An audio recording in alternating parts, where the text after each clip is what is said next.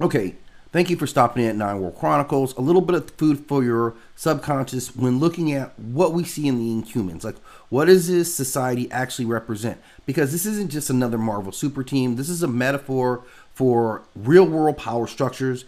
They reflect themes of genetic destiny, authoritarian rule, forced labor, social stratification. So this isn't just about superpowers. It's a reflection of a caste system, exploitation of resources, and the ethics of selective evolution. Now let's talk about the caste system because it was the biggest thing, and it kind of irks me that the head of this caste system are kind of cast as the heroes, and I can't help but see them as a villains, even though I thought it was a decent show. This is all about whether you were born with power or whether you serve, and that's it. This isn't just a monarchy. This is an entire caste-based society where one's fate is determined at birth through the results of this Terrigenesis process. And this is a very rigid hierarchy that reflects some real world caste systems, some aristocracies, and some colonial power structures. Now, first, you have the royal family, obviously at the top. These are the divine rulers, as they call themselves, right? They rule with absolute power under Black Bolt, who is the ultimate weapon. Medusa and the Genetic Council enforce strict social divisions. They have access to the best resources, training, and genetic privileges. Then there's the council themselves, who are the enforcers of the system. They determine who is worthy of power through this Terrigenesis process, and this mirrors eugenics programs and government-enforced social engineering. Then there's the warrior class, who are the loyalists, and these Inhumans, they have combat-based mutations, and they serve as the defenders for the monarchy. Now, they are privileged, but they still serve, much like the samurai in feudal Japan or knights in medieval Europe. So they've got some access, but they are never going to be in charge. And then, of course, at the very bottom is the labor caste. These are the forced workers. These are the people who emerge from the Terrigenesis program with undesirable traits, and they're thus placed into the lower caste. Now, they are condemned to be miners, basically builders and servants. They have no autonomy over their lives, and this directly parallels like the untouchables in India, serfdom in Europe, and forced labor systems all over the world. Now, the real world connection obviously is something that people have.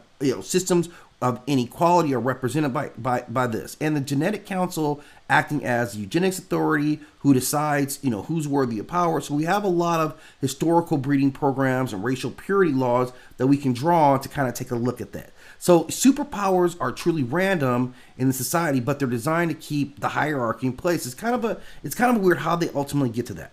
But like the main thing, and we see this thing, they always force you into mining, right? Go look at Wayland Yutani.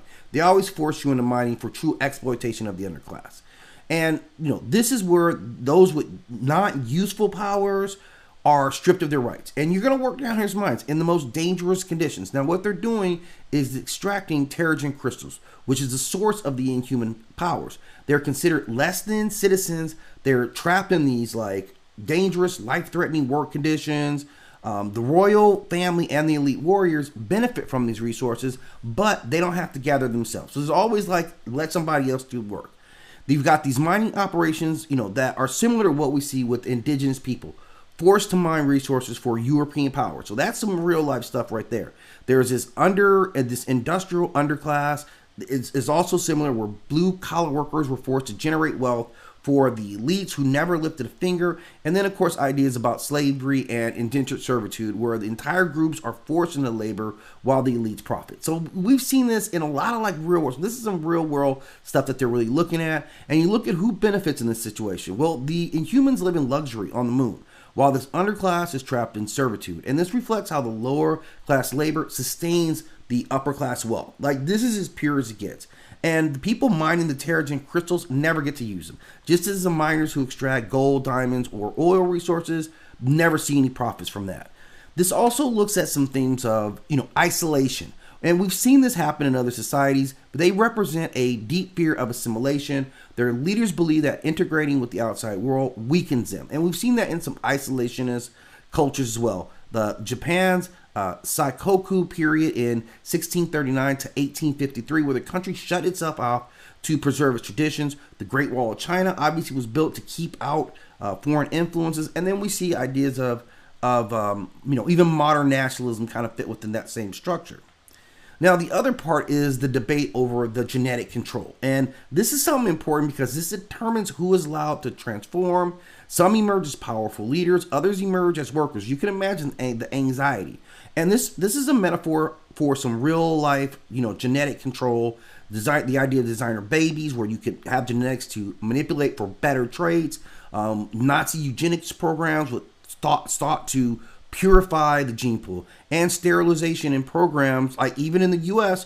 targeting disabled, the poor, and non-white citizens, right, is their way of control. So in the end of it, this is a real complex issue that involves some very powerful real world issues. The thing that really kind of catches me is that you have this oppressive control through the Inhumans, who are the heroes, they're the protagonists. We see the story through their eyes. Now, there's, of course, an uprising, and the uprising, of course, is led by Maximus, who turns into a tyrannical leader. So the opposite of their control, this freedom quest, leads to something that's even worse. And this is a consistent theme. It was the same theme I saw in the Eco Squad story, where they were able to get, the Neo-Sapiens were able to get freedom, but they had a tyrannical dictator now. The same thing. So there's a consistent reason that you're telling this story that, hey, if you break the bonds of your oppression, man, it just could be worse, right? So we see that consistent theme. So I have to say this story is still kind of pro-oppression.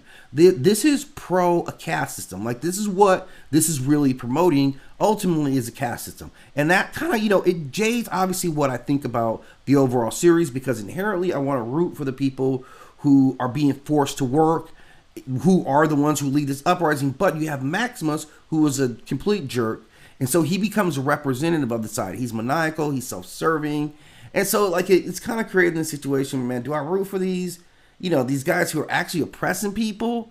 So that's kind of like the question marks through the series. It's an alright series. It's got a lot of action and some good, some decent fight scenes. It's not overdone with, it's not rich with a lot of good fights and stuff like that. It's got enough. They got superpowers. They flex them a little bit. But just an interesting storyline when you look at the deeper message of, maintaining this caste systems and this genetic control and this forced labor. So again, if you have more to add to it, hit me up in the comment section. As always, hit that like and subscribe.